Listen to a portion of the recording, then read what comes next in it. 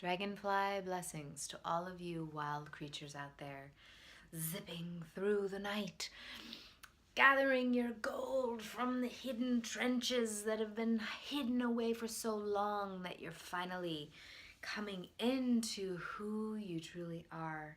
Layer by layer, this is the work that we've been doing over the years. And I think it's safe to say that there is an acceleration right now. There is a test and a challenge and a revolution, as we will see with some of the themes that's about.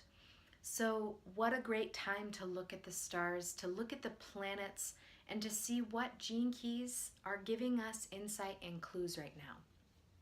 Let's talk about the lunar cycle that we're in. The new moon that we're in the phase of was on January 27th, and that was in the 19th gene key in Aquarius.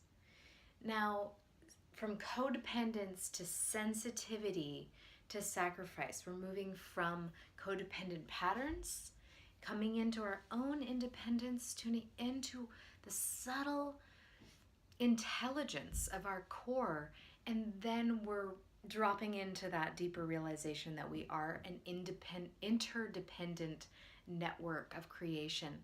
So how is this lunar phase challenging you to trust your support networks, to break out of codependent patterns? That's been huge for me. Really facing all the ways in my relationships, specifically with my partner, that we've been draining each other's power. It's time to regain and reclaim our own power so that we can truly be interdependent. This gene key will, influence and affect you in whatever ways it does.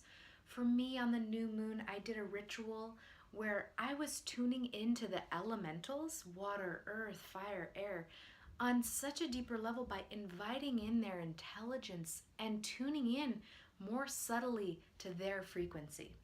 That sensitivity, feeling the different realms, the animal kingdom, the angels, and tuning our vibration as well. That's a strong theme. So look at this cycle and see how is 19 playing a role. And if you have it in your gene keys, know that you are a vessel and you're being hit with this in a very direct way, as is everybody, but for you it might be more amplified. So as the moon became full, it actually had an eclipse. A lunar eclipse occurred on February 10th or 11th, depending on where you're at on the globe. There goes my wheel. That's a sign, okay? Because the gene key that was involved, the set of gene keys that were involved in this full moon and this eclipse, which definitely cast a ripple, right? When eclipses they cast a longer ripple of influence. And the keys that were involved here were 49 and 4. So the sun in 49 and the moon in 4 creating an opposition, a lunar eclipse, revolution, baby, from the intolerant, reactive shadows that just have had enough and that could just kind of keep clenched around the things that are not going right and I will not. And the subtle shift into the gift where we use all of that ferocity and we move it towards breaking up stagnant energy. Something really cool about this particular full moon lunar eclipse is that it formed a trine from each point. It formed a trine, so let me just see if I can do this, to Jupiter and to Uranus, who are in their opposition right now. So we've talked about this, we're going to talk more about this today. But the full moon formed this trine and actually formed a grand trine with Saturn and Uranus and the moon. So when we're talking about this great radical shifts in our beliefs, breaking down our mental architectures and expanding our consciousness, developing our ethos with technology, all of these different things we've been talking about with Jupiter and Uranus opposition, they were in this trine, this friendly, fueling, harmonious alignment with this eclipse that is revolutionary, right? The gift of revolution. To me, the fact that Saturn's involved and the fact that Uranus is involved is very like, all right, trajectory, we're making this happen. So I'm an optimist, and of course Jupiter was involved in the conversation, also an optimist. From my perspective, I see an alignment that is seeding victory towards the manifestation of the full breakthrough into alignment with true reality and expanding our consciousness to the level that we need in order to evolve in the direction that is in alignment with what we need, which is in alignment with the true reality, which is revealing itself in our course. So, so powerful full moon there, involving 49 and 4. Okay, so just as a look into the next new moon is going to happen in Pisces in the 37th gene key. And this is going to be a solar eclipse. So it's another important deep-seated energy wave that's going to cast its arc farther into the future. And moving from revolution into 37, the balancing of masculine and feminine, and the alchemy of the family. So I see like a perfect trajectory from the revolution of the balance of masculine and feminine, breaking up our codependence and coming into harmony. These are some themes. Okay.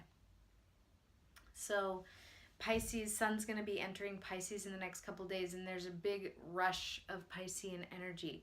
So definitely a time to nurture and open up into your artist, your mystic, dreaming self, encouraging people to do dream work. Elijah came back from the jungle in Peru and the mountains, and he shared some dream work with us that is inspiring our community to do some work. So write down your dreams and discover ways of interpreting them, to get into your subconscious. The Piscean influx is always a great time for those kinds of things to happen. So lastly, I want to touch on Jupiter and Uranus. We're just going to keep looking at this because it's such a prime aspect that's occurring this year. We have these 3 crossings. One occurred in December 26th. The next one is actually going to be happening on March 2nd, so not too far off from now. And this is going to have the addition of Mars conjunct Uranus.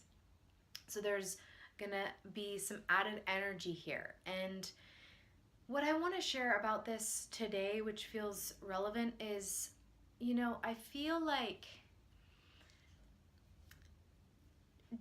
Uranus in the 42 is really helping the detachment, like bringing radical detachment from our belief systems, from the mental architecture and the illusions that has caused so much suffering of us not being ourselves. So there's this amazing opportunity here with this to have spaciousness in our minds around what we think reality even is, and a breakdown, a shattering of our illusions, and a preserving and laying the groundwork for long-term future visions and realities of our beliefs that are going to carry us there, of the how do we actually utilize our mind and our consciousness to serve us.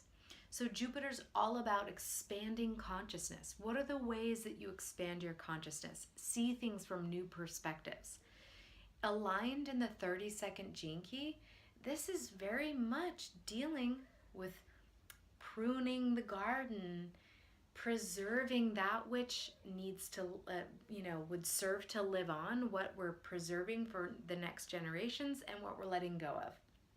So when it comes to belief systems, consciousness, perception, the question is, what perceptions and beliefs that you see in your mind is it time to prune and let go of? And what are the ones that actually need to stay and be preserved for future lineages? It's a time for wisdom, traditions, and lineages to really be a strong teacher for us, and for us to radically be connected with our own core and know which path to take for ourselves. It's a synthesis. It's a time of synthesis. So that's a little bit of what's happening right now with the moons and with Jupiter and Uranus. And I just wish you so much really relaxation and calmness. And when I say relaxation, I mean just relaxing into who we truly are and quitting all the frenetic of what it can be like to live in this world in our conditioning. So into the core, slowing down, and allowing a new pathway to open up for us. It's happening. Many blessings.